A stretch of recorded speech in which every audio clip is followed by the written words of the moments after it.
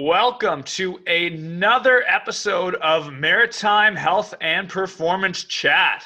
Today we've got a hard-hitting, I don't know if hitting's the appropriate word because my guest is a very accomplished grappler, but we'll go with it. Hard-hitting episode featuring a coach, club owner, former athletes, all within the sport of Judo, Jason Scott. So Jason, the floor is yours. Please tell everyone about yourself. Hi, guys. Thanks for having me, Matt. I appreciate it's an honor for me to come on to your podcast. I'm Jason Scott. I'm the owner, operator of Nova United Martial Arts, known as NUMA. And I've been running NUMA now off and on probably now for about almost 10 years. And obviously I coached before that as well, but NUMA has been my passion to create my own business with Judo. And yeah, so we've been going for about 10 years now. And before that, obviously I was an athlete. So my passion now is to become a coach because I'm 46 years old now. Well, I am a coach, but to be a high performance coach on a Canada Games and national level. Obviously, everybody's dream as a coach is to create a kid from a small age and bring them right up to the Olympics. So that would be nice to do. So that's my goal as of right now. As an athlete, I've competed everywhere in Canada and a little bit in the States. Also traveled overseas to Italy, which was quite the experience. Nationally, I've medaled Ontario Open, Quebec Open, Eastern Canadians, Atlantic Championships, Provincial Championships. I medaled at all those tournaments. And then over in the States, two big ones that I can mention, I guess, would be Pedro Cup and Morris Cup. I've also medaled at both of those. It's funny because I stopped competing and came back to compete in 2009. And that was actually my best year. And that was the year I came back and medaled at those tournaments I just mentioned. And I fought in national championships that year. And that year was supposed to be my national medal. So to put it bluntly, I messed up. I was in national championships fighting for bronze medal. Back then was the olden days when you had a Yuko, Kokas, and Wazaris, and Ippons. I had one Wazari on the guy and two Yukos. Thought I was going to win it. I heard from my chair to just keep pressuring forward because I did have a Shido on the board as well. So I had to make sure that I was still pressuring my opponent. And when I pressured, I did the same attack that I've been scoring with up to this point. I did the same attack again. And he pulled me backwards with an uranagi and got me with an ippon. Still to this day breaks my heart. But it was a great experience. I've learned from it. It's a funny story from that. Donnie McGinnis, who is a IJF referee, and he was refereeing. I think he was a referee or the judge of the actual fight that I was in, and he's a Nova Scotia referee, so he knows me well. He came over to me after the tournament and said, Jay, he's like, you were fighting fantastic. He said, but you emailed and CC'd every one of his friends exactly what you were going to do. So unfortunately, they made a little bit of funny jokes about it. But after that year was pretty much my last year of competing. It wasn't because I lost, just because I was getting old. I think I was 32 or 33 at that point of competing, and I stopped competing at a national level at that point. After that, I decided to do a few master tournaments because it was, you probably know as well, Matt, being a competitor, that when you leave competing, you need something to keep that competitive edge. Yeah, there's like a void when you leave it. 100%, and I felt that. And, I wasn't, an Olympian or anything like that, but I felt very competitive and I felt like I needed something. So I decided to jump into some of the Masters tournaments. And that's when I went to Italy to fight in the Masters in Italy. It was Sardinia. Never been to Italy before, so it was a great experience. And when you hit the Masters levels tournaments, it's pretty funny, it's one of those things. They're not as serious as a national level tournament, but saying that, they're pretty serious, Some of the guys are competing in Europe. They have their own Masters teams. So they create their own teams in order to fight in these master tournaments. So they're pretty serious. And to be quite frank, I went there, as a judoka, but I went there to have fun. And my mindset wasn't, not to make excuses, but wasn't thinking of fighting to win. I knew then, Matt, that I was retired judoka, but I was going there to have that competitive edge still.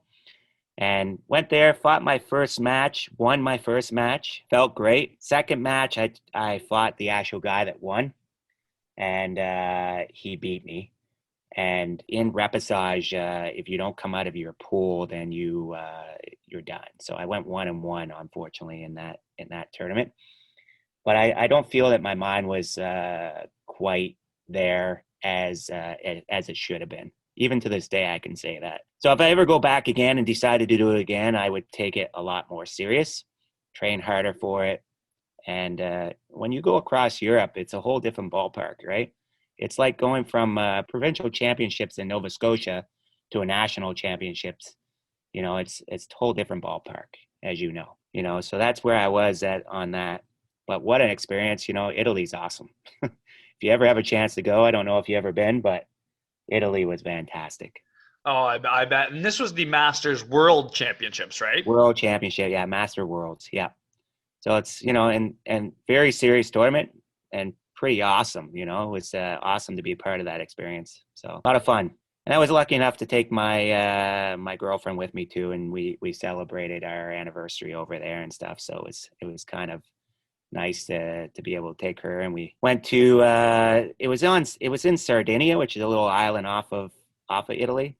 And then we flew into Rome and also went to Venice as well. So we got to experience a little bit of the whole thing. Wow, quite the bonus to the tournament itself. 100%, and it was great. It was awesome. So it was the right tournament to pick for the right location. Yeah.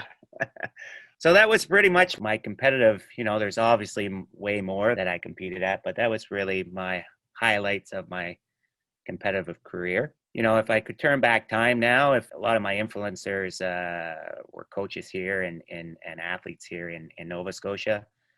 But if I could turn back time, I obviously would have found somebody probably in Montreal that, I traveled to Montreal to train there. Now thinking back, I would have moved there. I don't know. And your aspect as well, you were pretty much a high performance athlete for judo and wrestling. You probably feel the same. I don't know how you felt about it, but I was only young, when I traveled to Montreal to train there. I was nervous, right? I didn't want to move there because I was scared leaving my family. And I was lucky enough to have my best friend Scott Tanner there to visit, but to move there would have been a whole different experience for me. I didn't speak French. My judo skills were good, but competitive wise, I felt like these guys were animals in Montreal, which they are. And it was scary, right? Yeah, it's funny. I had a very similar opportunity back when I was in, I believe, grade 10 or 11, and I didn't take it for similar reasons. Like you said, it is very intimidating. Yeah. Leaving at such a young age and stuff. And it's one thing to get the travel there because in judo, that is where kind of the national training center is. And fortunately, they hold a lot of camps that are open to sort of higher level judoka from all the provinces. So you travel there a lot, and that's one thing. And that's a lot of fun. It's almost like little mini vacations and that you get to do judo on. But to move there and make that commitment really is a whole nother level of dedication. Yeah. And, depending on how far you feel you can take the sport. Yeah, I agree 100%. And I don't know how, because that's still the long-term athlete development program for judo in Canada is you still got to move to Montreal, right? So, you can do it at an older age when you're maybe going to university, but it's still a little intimidating, right? So you got to get these kids prepared for that. And I don't know what we as coaches, we have to develop them to have that confidence that they feel, hey, if I go there, then I'm okay, But as parents, it's hard to even say, as a coach, to go to a parent and say, listen, at 16, 17 years old, maybe even before that, your kid has to move in order to become a high performance athlete. They maybe have to move to Alberta to become into the regional training center or Montreal and then be prepared to head to the National Training Center, which is in Montreal, right? So as a parent, I mean, I'm a parent as well, and thinking of telling my kid at 15, 16 years old, hey, you got to leave and go to Alberta. I don't know how I feel about that, but it's something that has to be done. It's a tough decision to make for a parent, for sure. Yeah, As a I coach, couldn't. I couldn't even imagine. It would be hard to advocate for that as a parent. But I guess you see that's kind of the common path in other sports as well. Like hockey, usually people get drafted to those major junior teams at the age of 15, 16, and they move away or they go to the prep schools or whatnot, and in order to transition to sort of a university or a professional program. And I guess that's sort of the way judo is similar now too. Like you said, they have to move to those regional training centers and then kind of transition from that to the national training center, but which are nowhere near Nova Scotia. No, exactly right. I mean, Montreal is fairly close, but I mean, if you're going to a regional training center to prepare them before they go, most of the regional training center people that come from Nova Scotia go to Alberta, right? So, I mean, that's a good truck to get there. So, I mean, as a parent, it's got to be tough. But you're right. I mean, every sport is the same. Hockey's no different, but it's just to get the mindset ready for not only the athlete, but the parents, right? And we got to not only coaching the athlete on the mat, we got to kind of coach them off the mat and the parents off the mat to start to realize this is what they have to do in order to become that athlete, if that's what their goals are, right? Yeah, that's an excellent point, especially, and I'm certain you're familiar with this, building a program as your kind of your business, your livelihood, building NUMA. But it's so important to have buy-in from your athletes and from the parents as well, because a lot of cases these athletes are younger. It's the parents who are driving them to practices, to competitions, who are helping volunteer when there's extra chaperones needed, or giving drives when they're needed, right? Like you need total buy-in to have a successful program at every level. Definitely, 100%. I mean, not only the athlete is very important, the parents are super important in that process, right? Enjoyable too when you have that buy-in, when you have that good core group all kind of united in one sort of vision with the same values for the overall program itself. Agreed, for sure. And I mean, that is up to the coach to get that information out to the parents and the athlete in order to start developing them, right? Some of these athletes they're great athletes, but that may not be their goal in general, right? You have to get that out of them. Their goal might be just they love judo, and that's good too, right? And some kids, it's tough to get out of what their actual goals are, right? So it's something to really dig deep into. Yeah, and I guess that's part of your years of coaching. That sort of experience eventually let you be more familiar with how to get those athletes to open up about their goals. For sure. In my coaching experience, obviously, you know a little bit about it, but just to give you that side of my experience, it's funny how NUMA actually opened, I used to own a business. It was called One Up Contracting. My background is in the office furniture and office supplies business. I've worked for Grand & Toy since I've been 19 years old, to be honest with you, which is quite a long time ago. And I decided to take all my experience with Grand & Toy and do my own business. And I left for a few years and started my own office furniture installation business. So basically, if you go into a call center, we put together cubicles, basically, and that's what we did. I had a team of 10, and we did that on the side. That was my business. So during that time, I had a huge warehouse in Spryfield. And at that point in time was the Canada Games in Halifax. That's when you actually competed there. Yep. I think you remember. And, we did well at that Canada Games. That's when we had a tatami. So they were looking for a place to store them. Judo Nova Scotia was.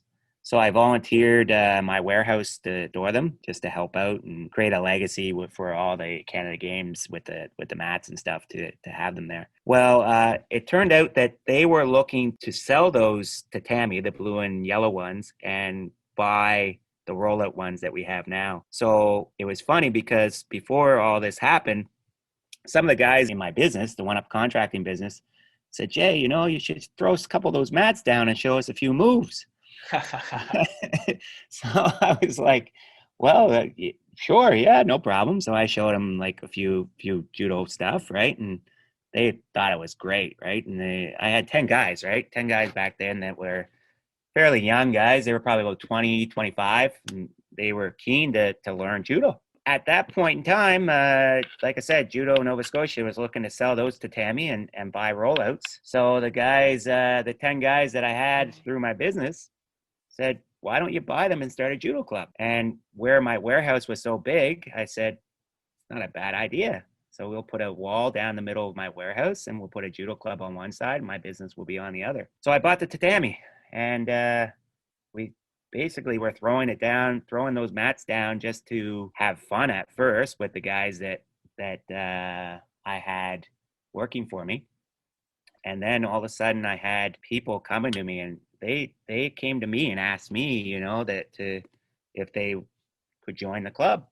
And I'm like, wow, I was quite surprised. I didn't really expect to open a dojo at that time. And I was already really busy with the other contracting business. And I said, you know what? It's my passion. I love judo and I love Spryfield because that's where I was from. And I felt like I should give back to the neighborhood. And as some of the area could use it, some of the kids don't have a lot to do in that area or a lot of money in that area. So I did it at a low cost and try to do is whatever I could to provide for the community. And my whole concept behind opening that club in Spryfield was to give back. Judos give a lot to me. And I started originally in Spryfield at Shabukta Heights School. And that's why I decided, hey, you know what? This is a good thing. And it made me feel like I was giving a piece of judo back to the community. It's funny you say that term, give back, and that's such a common term in the sport of judo, and actually really in the sport of wrestling too. And, just kind of sports that are built in usually, like you said, kind of around a low cost model, not for profit, kind of not huge revenues coming from everything. So you depend a lot on your volunteers, either that through athletes or parents or former athletes or again, people in the community. So it's nice that a sport like judo really instills that giving back mentality. Right, exactly, right. And I think that's really the principles of judo, really, and it's not really, the principles of judo is mutual welfare and benefit for all. So, I mean, we're kind of spreading that out in a different sort of way. Judo, for me, is my life, right? And it's created a lot for me. Like I said, I grew up in Spryfield, so in a bad area with a few bad people, growing up and hanging out with. And if it wasn't for judo, who knows what would have happened? I don't like to look back at the past to say it could have been this way, but I feel that judo's helped me out a lot. And, I was lucky because Jamie Slonwhite, he was one of my best friends that lives like 2 or 3 doors up the road from me. And he was actually in judo already. And he was the one that actually pushed me. He said, you should come and try it out. And it was in my school at the time, at the elementary school that I was in. And I knew it was there, but I just never thought about going, right? And then Jamie's like, come try it. Come see what it's all about. So my first day, I still remember it like it was yesterday. My first day, and it's funny, you might think it's not true, but I was actually the smallest out of Scott Tanner and Jamie Slonwhite back in the day. I only grew when I hit like 16. It seemed like I was never going to grow. And Jamie was actually bigger than me, and you know how tall Jamie is, so. Yeah. Well, what? 5'2"? No. Yeah, exactly. So, I'm sure he'll love to hear that. But anyway, I was there, and and for those that don't know Bill Anderson, Bill has a very, very stern voice. He growls when he talks, right? And I looked up at him, and I was like, I wanted to try judo, and he's like, "Are you gonna stick with judo?" I'm like, "Yeah, that's my plan." That's how he talks, right? So he's like, "Okay." So back then, it's so funny to even talk about this now. Back then, my dues for judo per month, I still remember, was $5. $5 per month. Oh man. And he explained that to me. And The funny thing is, I was like, I didn't grow up with a lot when I was young. So my parents weren't very wealthy or have a lot of money. So I was really nervous to even ask my parents for any money because I knew they didn't have a whole lot. So I went and got a paper route, and I actually paid for judo with my paper route. After a while, I was very lucky because Bill was a super generous guy, and we talked about giving back, and he's given back so much to the sport that after a while, he realized that, I was working a lot for my $5, which was great. But after a while, I helped out coaching when I got to a certain age, and he gave me my membership for free. But it was a funny story of how it all began. And then Jamie moved to the States, and I obviously met Scott in that same club that we were at, and Scott moved to Montreal, and I was the only one left in Nova Scotia. So that's how all the competing went. And then I started traveling to Montreal to hang out with Scott there and also train. That's where that all began. But it's funny how things work out, eh? Yeah, everything's kind of comes full circle, roundabout way. Yeah, for sure. But after my competition in Italy is, I know you wanted me to talk a bit about the my CrossFit, how that all happened. Yeah, just like how, because well beyond judo, you're just, a well-conditioned, very in shape person who takes their health very seriously. So, I mean, there's a lot more than just kind of the judo I think people can take from this conversation.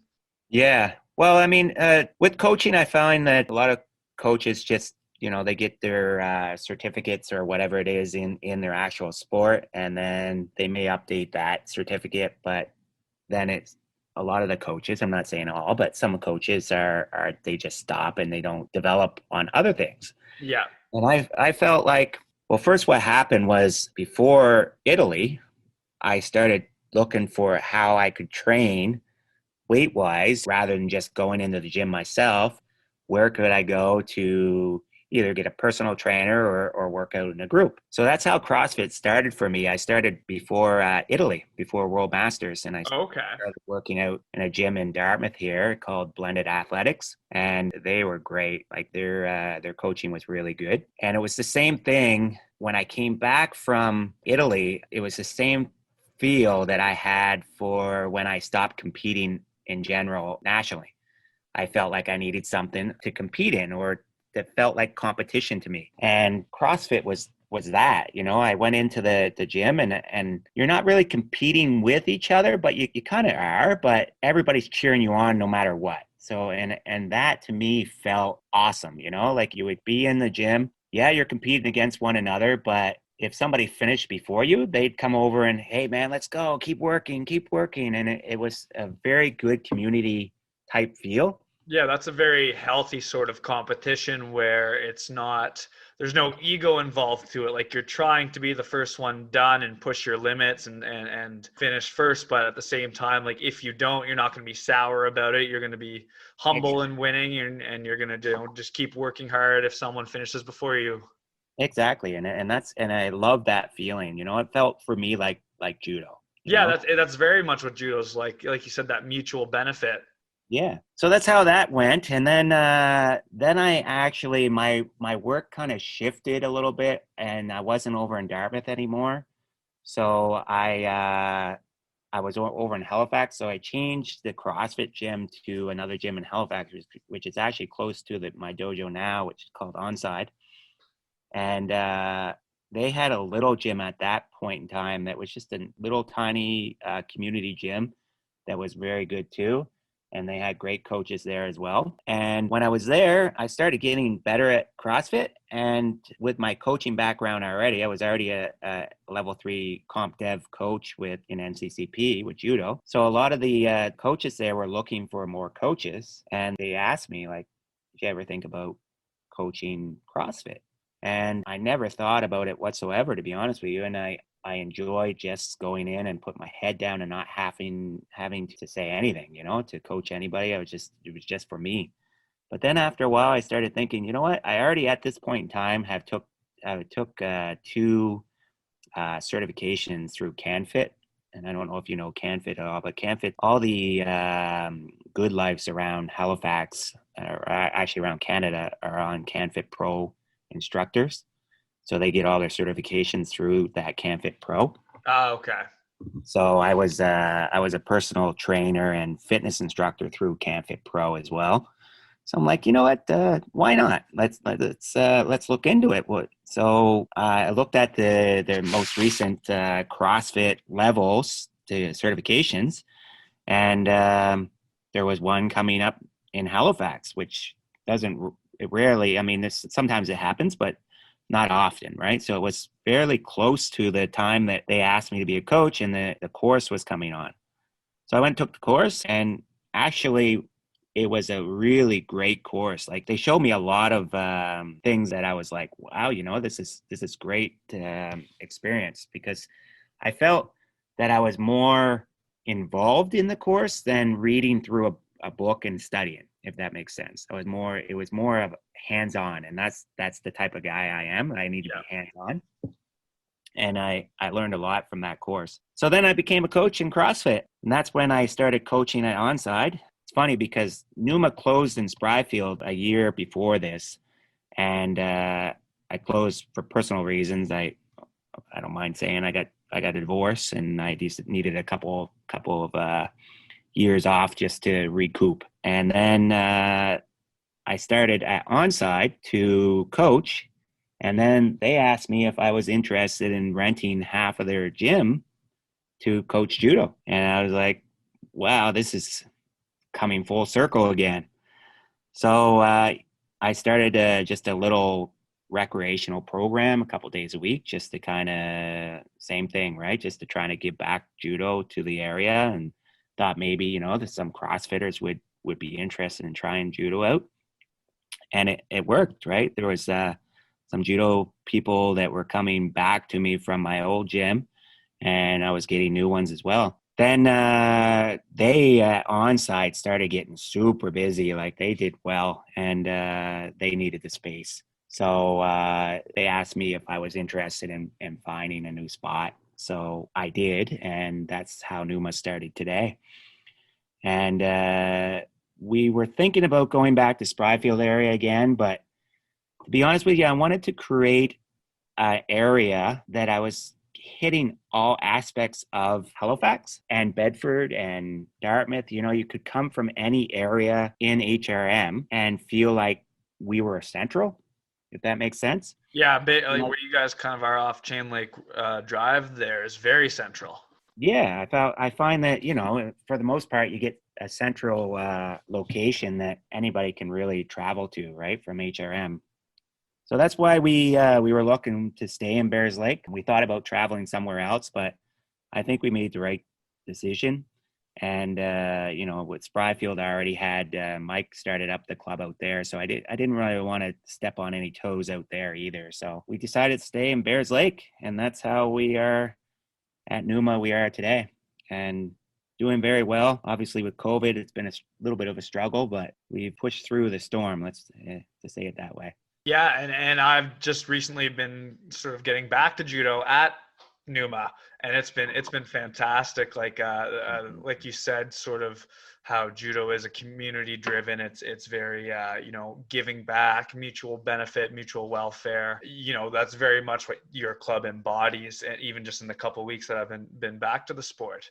That means a lot, because our whole concept in our club, is to create a community and keep the community, not only with the athletes, but with the parents as well. And I feel that we've done very well with that. And that was my whole goal. Even if I had 10 people in there, I wanted them to feel like they were part of my family, and vice versa. And, I feel that we have that, and I want to always keep that feeling, because judo to me is my life. If you're part of judo, then you're part of the judo family, Yeah, it's a very welcoming feeling, very easy to join, makes it very easy for people at any age, any background, whatever, to join judo and take something from it, whether it just be general health, a high performance competitive drive that they end up competing at a high level, just a recreational thing, just something, it's a great thing for people who are older to get into because there's still some progression, there's still opportunity to compete at a recreational level. So it's just a wonderful, very welcoming sport. I think so too. I mean, I'm a little biased, of course, but Yeah.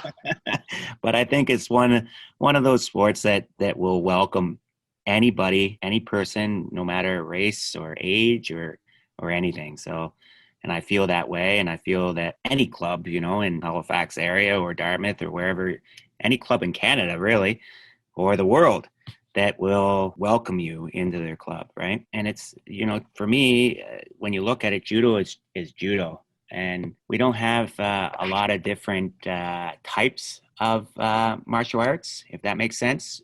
Judo, if you travel anywhere in the world and you go to a club, you're doing judo, right? It helps you be welcoming, and anybody will welcome you. Like I could travel, like I said, I traveled to Italy and met so many friends in Italy that they say, if you're ever back here, come to our dojo, and they welcome you. And that to me is why I do judo.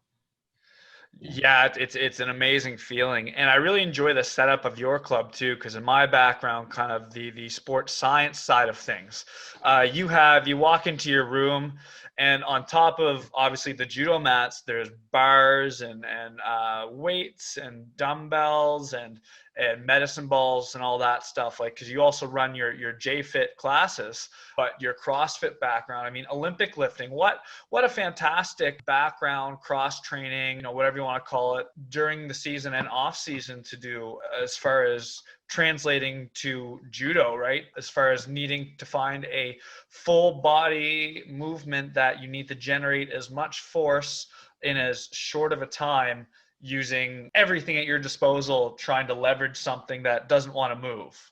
For sure. Yeah, exactly.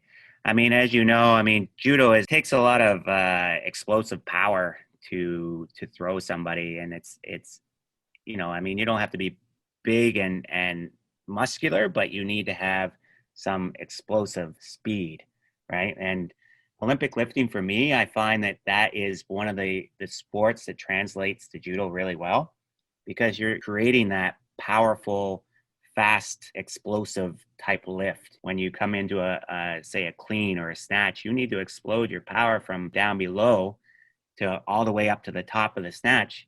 So judo's the same thing. If you go for a judo throw, you need to start with the pull, and then you explode the speed in, and then the power comes from the hips. I think it all relates very well.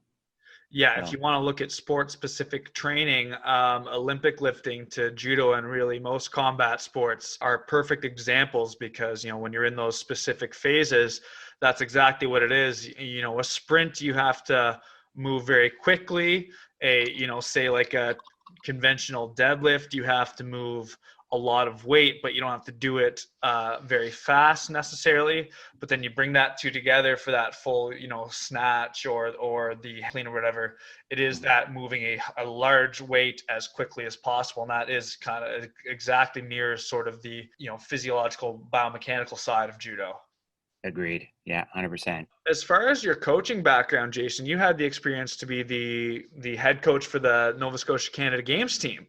I did, yes. Yeah, that, and kind of like you said, you wanted to create that kind of Canada Games legacy when you kept those mats in the first place, which was probably about 3-4 years before this coaching opportunity. But yeah, what was that like? What was that coach development like? What was it like working with athletes at a high level like that? And kind of, because I have some sort of opinions on the current Canada Games model. I'd love to discuss that with you afterwards as well. For sure.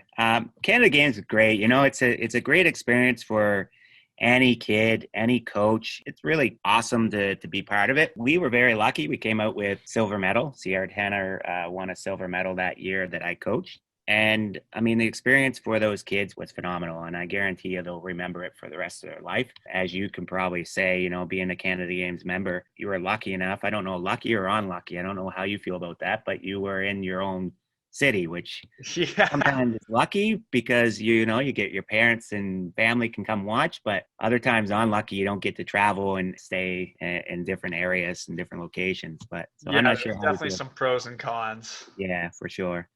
But we were in Red Deer, so we were super lucky that the venue, I should say, was really nice. The one downfall that I would say, it was super cold.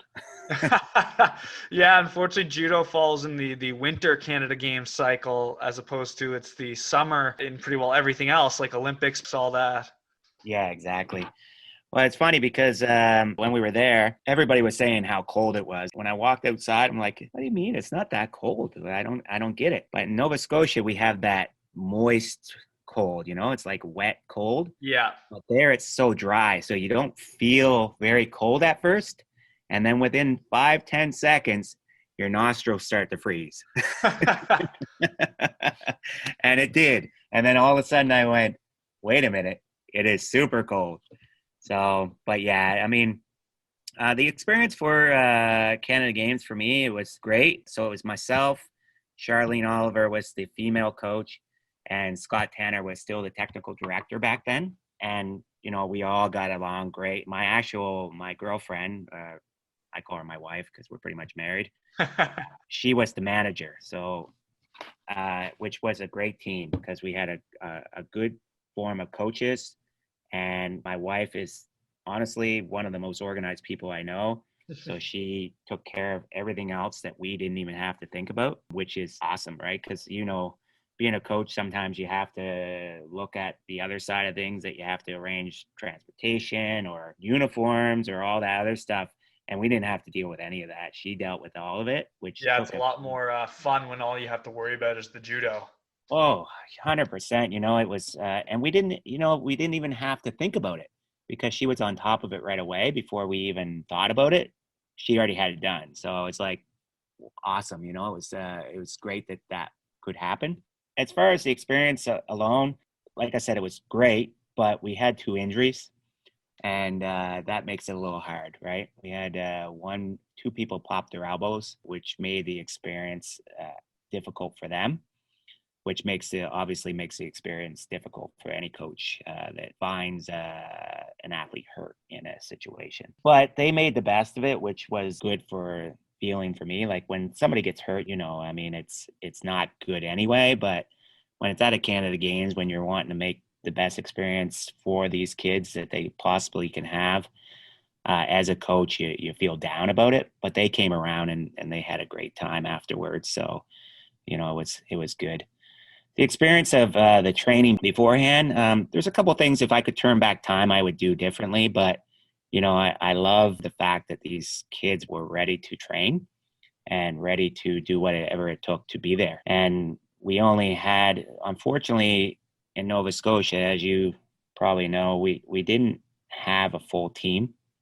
So most of the kids that applied that wanted to go, most of them, they would go as long as they followed the standards that we put in place for training and tournaments and training camps. We would send them if we thought they were ready, which, I wish that we had more athletes that would be on board as a Canada Games athlete. If like Ontario, Quebec, they probably have 2 or 3 athletes that they're fighting off for spots, right? So it makes athletes do more, right? So and these kids were doing a lot as it is, but I know if we had somebody else there coming from underneath them to say, okay, well, I'm here too, it would have gave them more drive.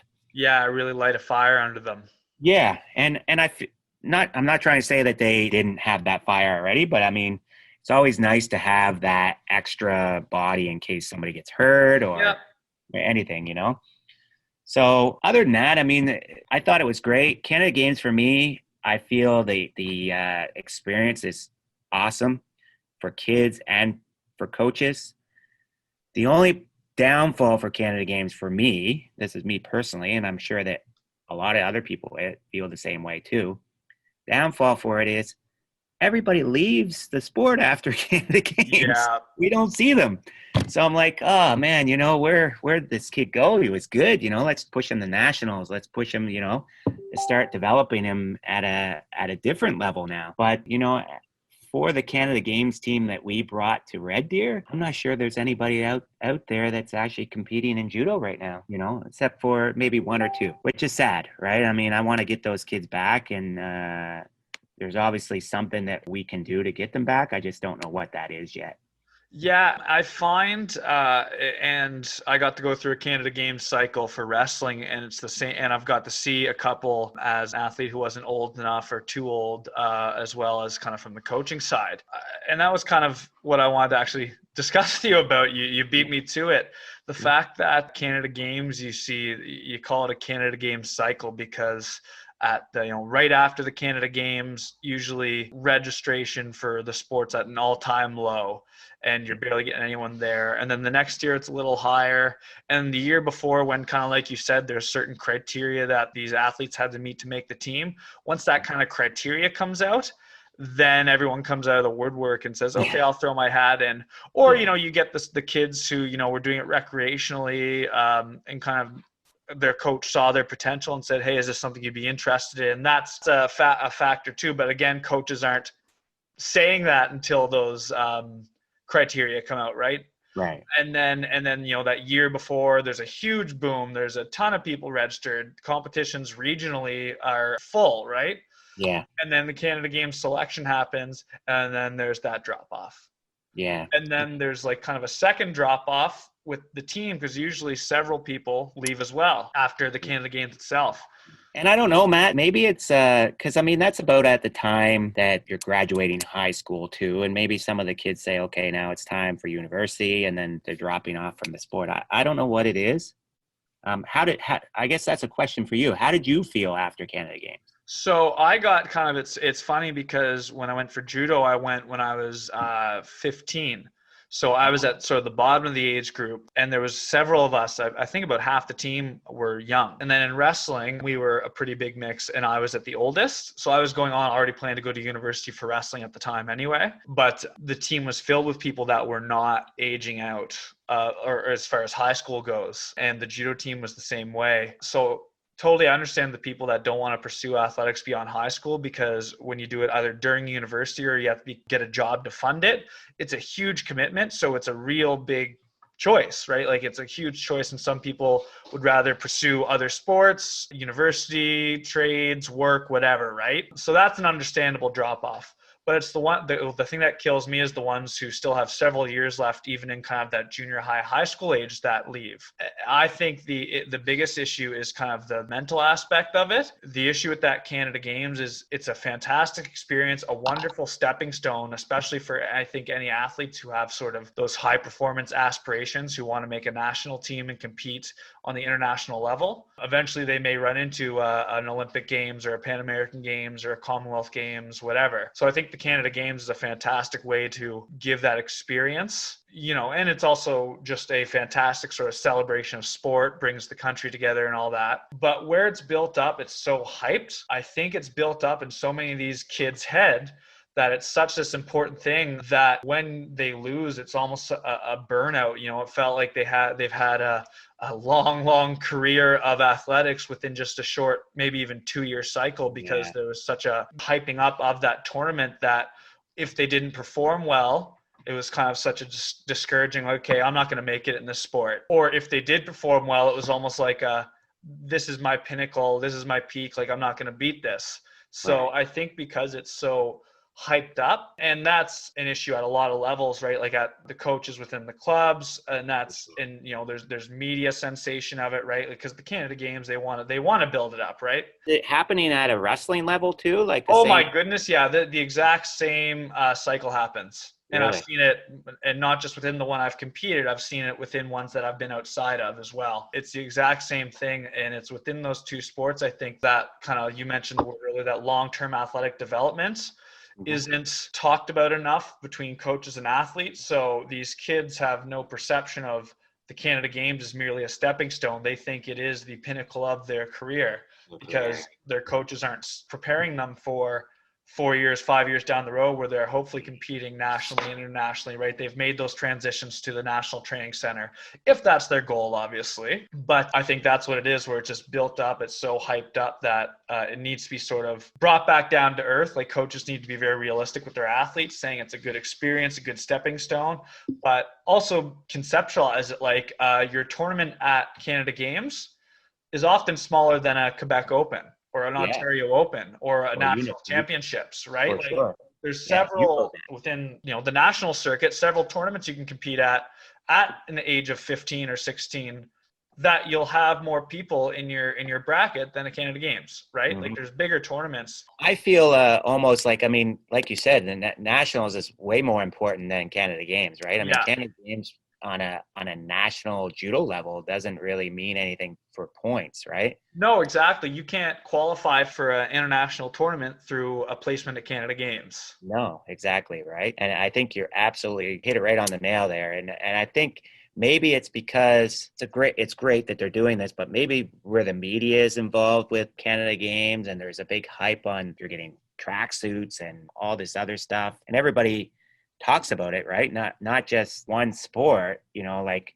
if you say, okay, I'm going to nationals for judo, or you say, oh yeah, I've been to the Canada Games for judo, everybody will know what the Canada Games is. Yeah. Right? Oh, cool. I went to Canada Games. So I don't know how to create that hype for other tournaments. I'm not sure. I think it's less so hyping other tournaments and probably just being in the ear of your athletes. And that's kind of not even just the Canada Games coach themselves, because I mean, their job is to prepare the athletes for the Canada Games, right? So maybe with that Canada Games coach, making sure they remind the athletes that this is a great tournament, we're working hard, but this is just a step in your development, really. And then as far as at the club level coach, that would be sort of, again, they want to prep their athlete for this. It's a fantastic experience, a wonderful competition to go to, just a great exposure to a multi-sport games and that level of competition. But at the same time, just kind of be realistic with them and say, whether you make this team or not, like, there's more tournaments. Like, if this is a sport you really want to do well in, making this team or not is not going to, in the long term, really affect your development in any great deal. Yeah, exactly. And to reiterate on that, I mean, I didn't make the Canada Games team when I was young. I fought against a guy, still remember his name, Kenny Chisholm, right? He beat me by a coca, and we had a fight off back then. We had enough athletes when I was young that we had probably a fight off almost for every division. And I had one fight and lost by a coca score, and Kenny Chisholm went. But he's no longer doing judo, right? Yeah. Great. He was a great athlete, but I'm not sure if it was right after Canada Games he stopped, but it wasn't long after that. Let's put it that way. It's funny, and you know him, I think, through the CrossFit world mostly, but my old wrestling coach, Corey Robinson. Yep. There's kind of two things he always told us, which was exactly why kind of Canada Games was never my planned stopping point. I think that helped a lot. But even at the national championships in that kind of U17 age, right, that kind of end of high school, he always said, I'm not training you to win nationals this year. I'm training you to win it 5 years down the road. Yeah, that's good. Yeah, and the other one he said too was, it's not always the guy who's the best, it's the guy who's around the longest, right? Because if you're around long enough, you might pick up that improvement you need. You get that development through anyway, or sometimes other people just don't hang around long enough, and then you can then you get that spot, right? Exactly. And those are awesome advices. I know Corey very well, and he's a great coach too. And some kids don't develop until later in their career, right? And it's funny because obviously we want judo kids at Canada Games level to come out and be fully developed, ready for judo, ready to compete at a higher level. But I look at some of my kids, and even I look at more of myself, I guess, I felt like I said, back in 2009, when I came back after competing those years, I felt mentally and physically more prepared, and I was 30s then. And I felt way more prepared and physically and mentally than I ever felt back when I was in my 19s, 20s. Yeah, well, you have that mental maturity as well. Like, as long as you take care of yourself, especially based on male physiology, you can develop strength for years. Like you can continue improving your strength well into your 30s and 40s. So I mean, you who I've said earlier, you know, takes care of your health a lot and does a lot of different exercise styles and lifting and whatnot, like definitely would have probably been the strongest in your life coming back at, you know, early 30s. I felt that way. You know, performance-wise, when I was younger, I mean, I did okay. I mean, nationally, I was winning some big fight, beating some pretty high-level people. But I felt like even to this day, I can say like when I hit 30 and came back and fighting when I was 30 years old, I felt ready. I felt more prepared, felt like my nerves weren't, you know, I didn't feel, when I was young, I just felt very intimidated. Like I said, like you said, if you're fighting a national champion over the other side of the mat, I felt my teeth chattering on the other side. You know what I mean?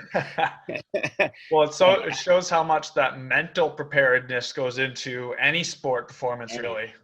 100%. But when I got older, I felt like, and nowadays we have coaches that can help with that, right? Back when we were young, like I don't feel anyway, maybe there was, but in my days of competing, I didn't feel like we had that mental preparation coaching. And unless you were traveling up to Sensei Nakamura in Montreal, you know, he was mentally prepping you in different ways. He was putting you in front of these tough guys so that you felt like, okay, it's time, you know, yeah, I have to change my mental game or else I'm going to get my butt whooped here. But here in Nova Scotia, it's tough, right? Because once you're at the top of your game, in Nova Scotia, where do you go unless you travel to Montreal? Where do you go to feel that extra pressure, which you need to feel, right? So as soon as you went up to places like Montreal or nationals to compete, then all of a sudden your intimidation level are ready because you're like, you know, these guys are national level competitors. Right away, you feel intimidated as a young kid, right?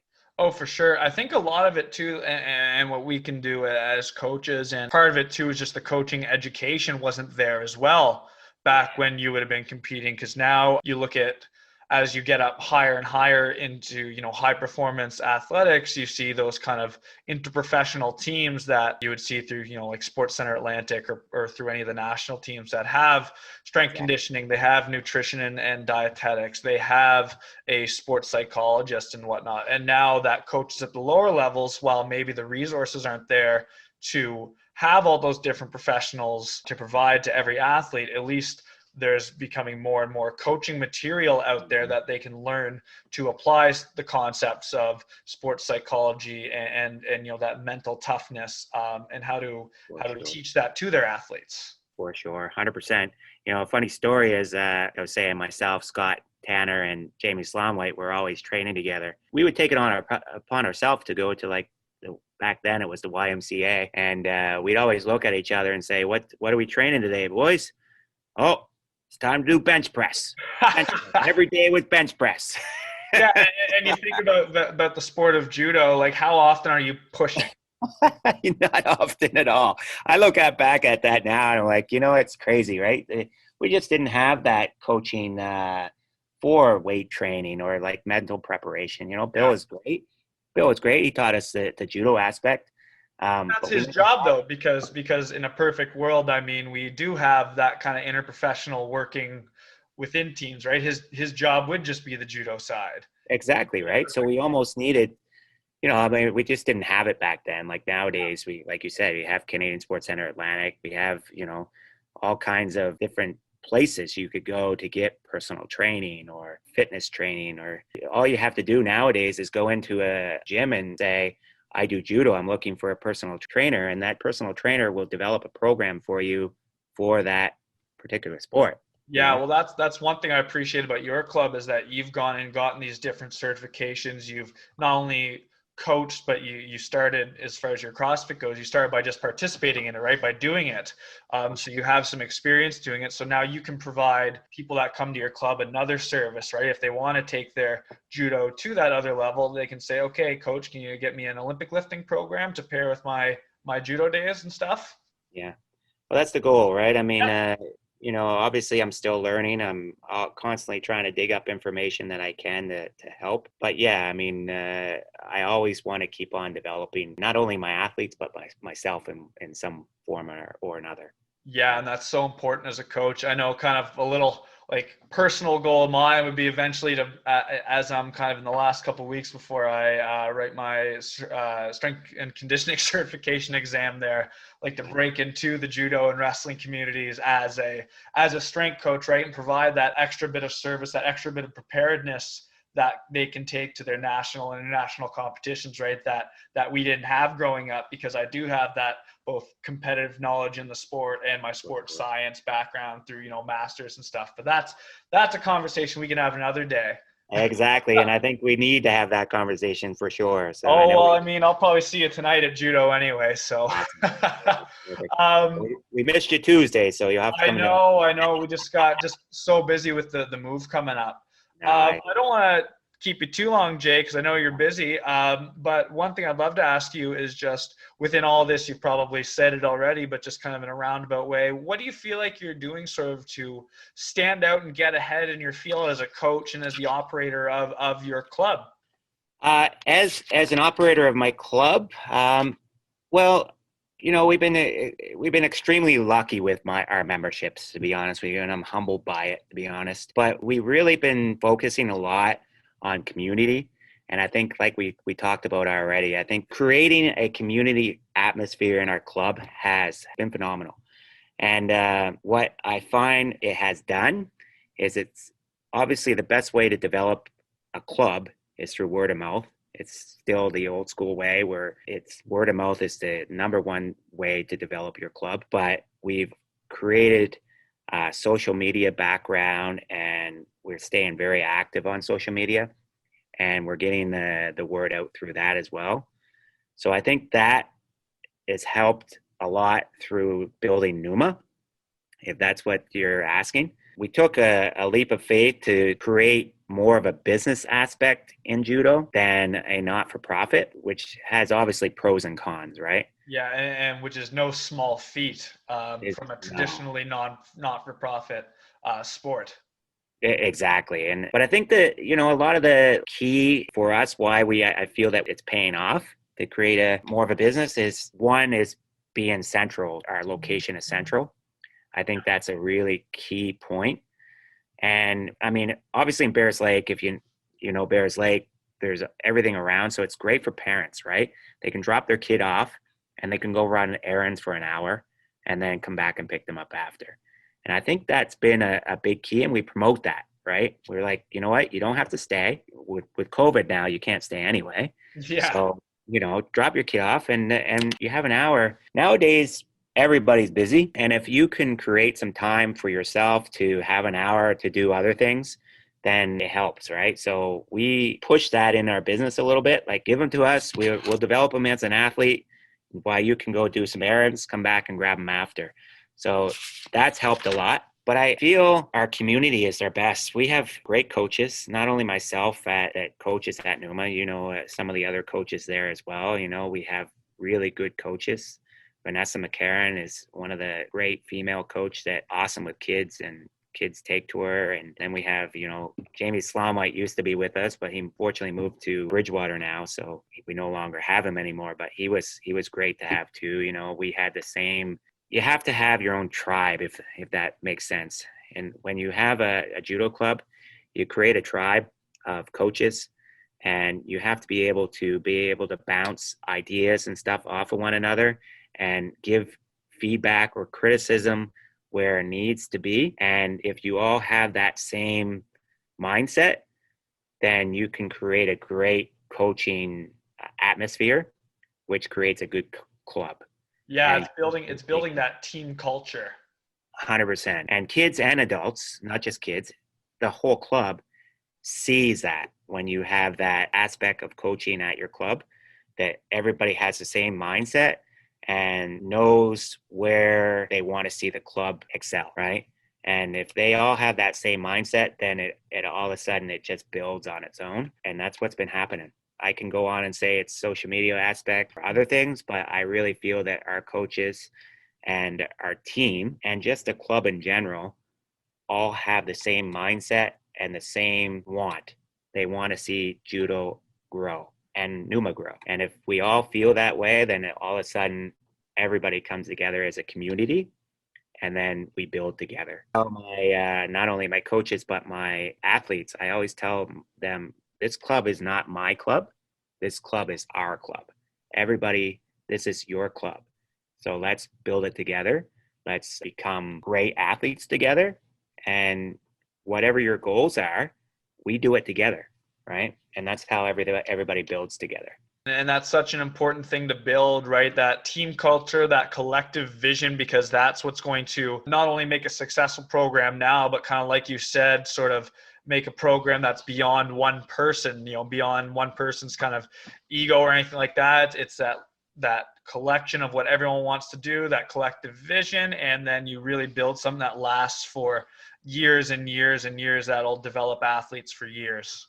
Yes, and that's the goal. I'm getting up there too. So at 46 years old, I mean, still got some time, but I'm feeling pretty good shape. But at some point, I have to be able to pass it on to somebody, right? So hopefully we can get that coach in there that has the same mindset, that we can say, here, this NUMA wants to still grow, and now you're part of the team.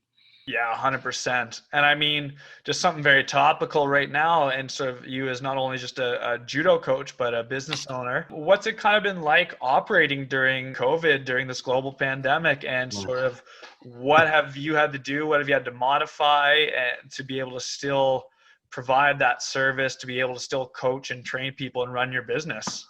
For sure. Obviously, it's been difficult times for everybody.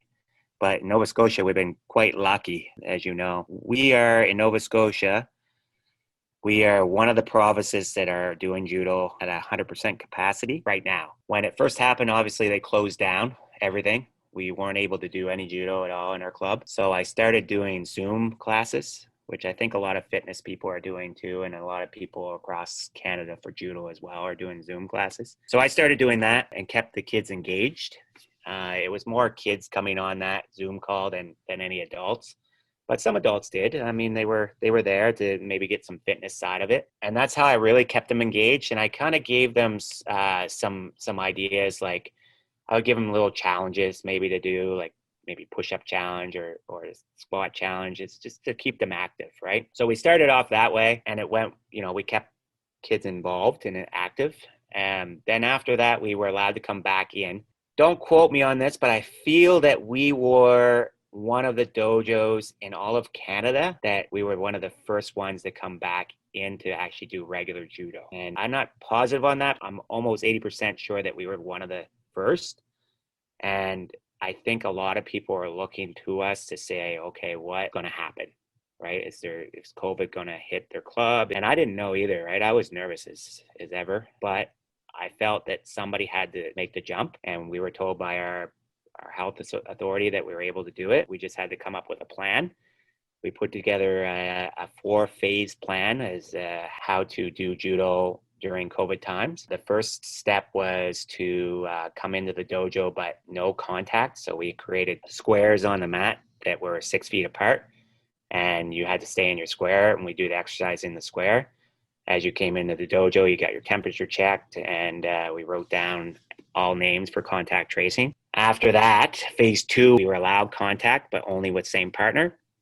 So same thing, we took temperatures, but you're allowed just same contact with same partner, but staying in a 6-foot area. So we created that phase. And then phase 3 was we created a group plan. So if you decided to come in to train, you would train with maybe 4 to 6 people, and that would be the only partners you were allowed to switch with in that group. And then the 4th plan was to run a traditional type class, which we're at right now. But recently we're allowed 100% capacity, but for a while there, we were down at 75% capacity. But we're at NUMA, we decided not to take any more than 25 maximum. But at this point, we're only really taking 16 to 20 on a regular basis on each class. So has it been difficult? Yes. The biggest difficulty, Matt, is knowing whether or not is it going to come back? Is it going to close down again? Right now, as you know, today we had 38 cases announced today. Yesterday was 25. So it's coming back up again. And there's an announcement at 1:30 today whether or not to find out what the new restrictions are going to be.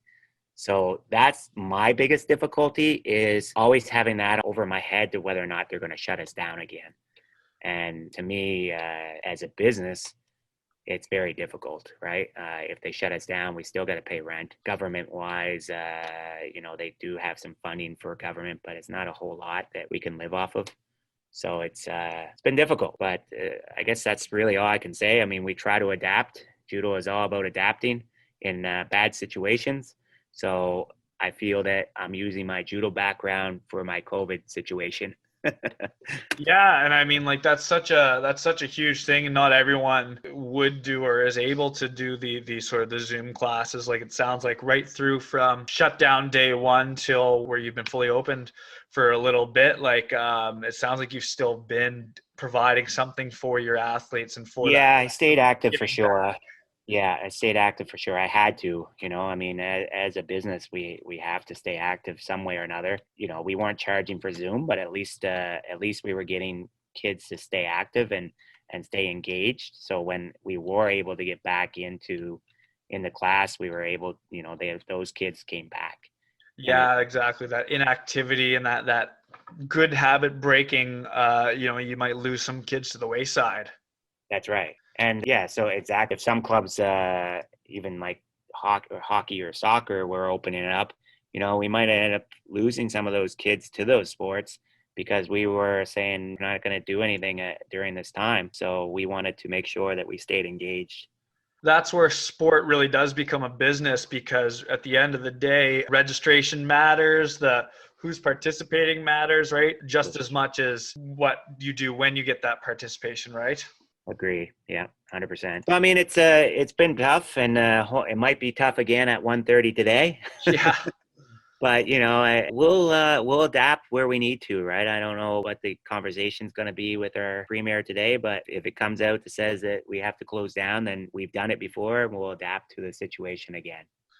Right on. That's so good to hear. And Jason, I mean, we've been here for, I feel like we're pushing an hour and a half now. So I mean, probably try not to keep it too long. But Listen, I could talk about judo all day, every day, buddy. I know, and I think there's several kind of conversations we had today that again, I could have branched on with you for hours on end. And I mean, I think we already got a bit more to talk about putting that business cap back on after after we're done here. But Exactly. before we finish up, do you want to just one more time plug the club or any other programs? I know you got your JFit as well. For sure, NUMA, we run judo classes pretty much all week. The only day that we don't run any judo classes is on Saturday. And JFit classes we run 4 days a week. And real quick, what is JFit, just for people to know? It's a interval training type workout. It's similar to CrossFit, but not really CrossFit. We do a lot of CrossFit type movements, but take out some of the movements that I feel that not everybody can do. So we want to make sure we're welcoming everybody into the dojo or the fitness center. So it's an hour of interval training, and we do it with either partners or by yourself. And it develops all muscle groups. So not just focusing on one level, we develop our fitness and our muscular endurance. Hopefully that gives you your answer. Oh, that's exactly. I mean, I know what JFit is. I just want everyone else to know what JFit is. Yeah, for sure. It's hard to explain. It's boot camp style, I guess, but it's a great class. Same, and we created the same thing with the JFit as we did with our judo, a community feel. So we make sure that everybody's welcome. Right on. And where and how can people find you? And obviously, so they could find us on, if you're looking, our website is available. You can go to our website. It's www.teamnuma.com. Or if you're in the Bears Lake area, you can drop into 67 Crane Lake Drive, which is just off of Chain Lake. And you can come by anytime and we can show you around. Right on, Jason. Well, I appreciate so much you volunteering your time today, and hopefully I'll be seeing you here in a couple hours for practice. Okay, buddy. I appreciate you having me on. Thanks so much. No problem. We'll see you next time on Maritime Health and Performance Chat.